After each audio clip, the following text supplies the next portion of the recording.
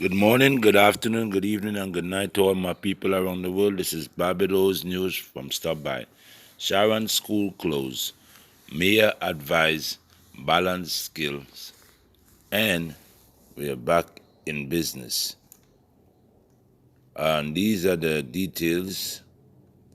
Kashfi Prime Minister, hold on.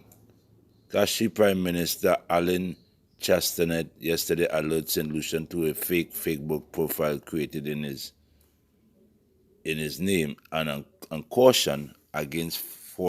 To show caution against fraud in so much ways he's trying to show you how easy people can get tricked. I guess that's what he's trying to promote. If I'm wrong, somebody tell me I'm wrong. Anyway, as we move in the news, in Jamaica, students fingerprinted. Parents shocked as Merle Grove High School accused of collecting biometric data from pupil. Yet another corporated area-based school has found itself embroiled in controversy, this time for allegedly collecting fingerprints from students Melgrove High School.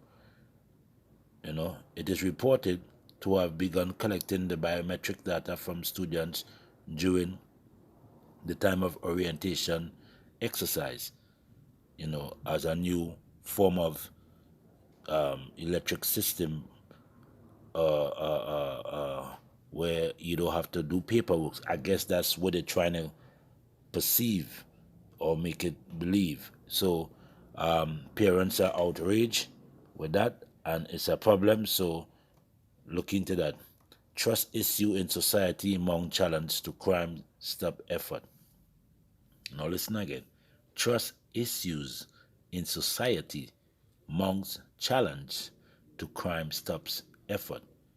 Despite giving Crime Stop Jamaica CSJ hundreds of tips per year, many Jamaicans are still unwilling to step forward to ensure that those tips materialize into conviction.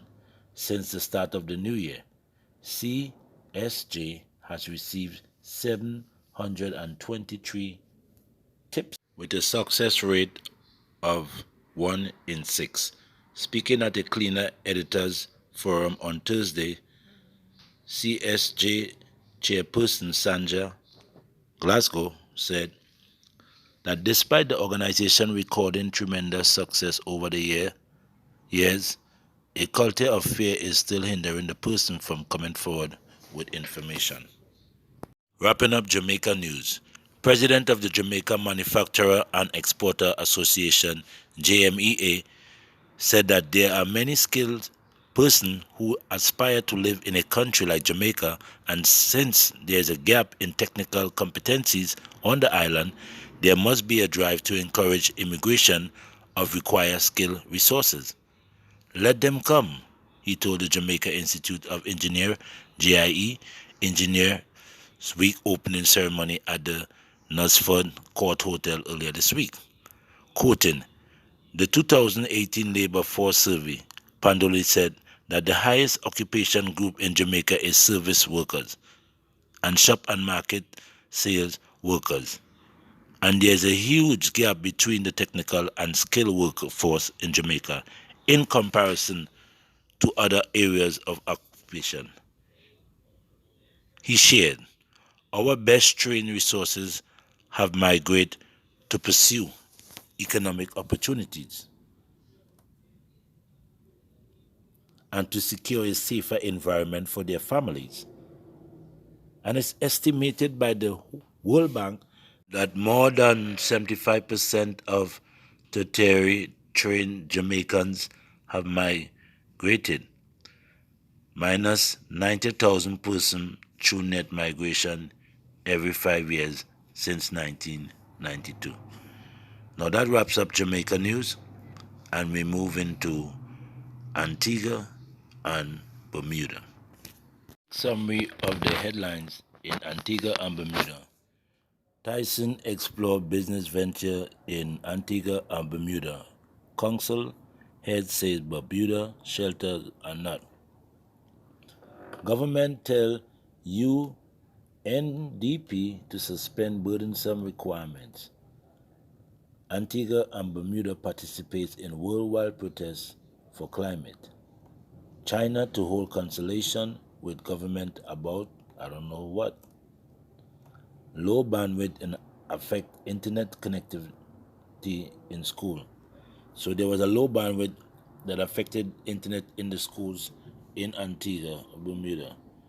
And now we go to the details.